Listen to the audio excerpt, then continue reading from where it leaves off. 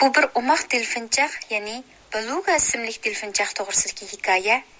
Qulqinglar menda bo'lsin amsa.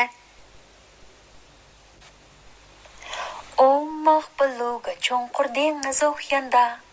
Shuncha erkin, shuncha xushal o'zisan. Ko'k osmon tegida zangar dengizda o'zgin umiqim o'zginsan. Umaq Beluga, ziyrak Beluga, suvlar ilmonmu, apang oydimu, sen shuncha xushalmu. Delfinlar o'ynagan ashu joyda, sen sho'ng'iysan xushal qiyg'itib.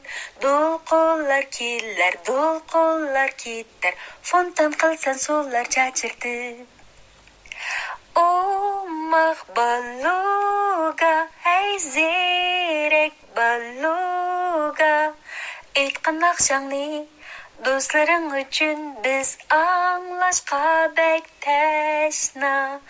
Qorong'i tushibsan uyga qaytganda, rahat sukar bitimda yotganda, yulduzlar chaqnab oy kulimsirab, sanga dar uxla ay umaq Beluga.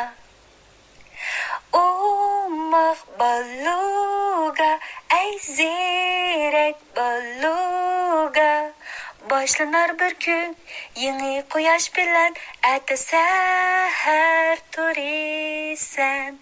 Umaq Beluga cho'nqur dengiz okeanda, shuncha erkin, shuncha xushal o'zisan.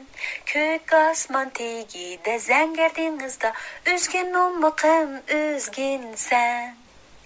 O'zgin umiqim o'zginsan.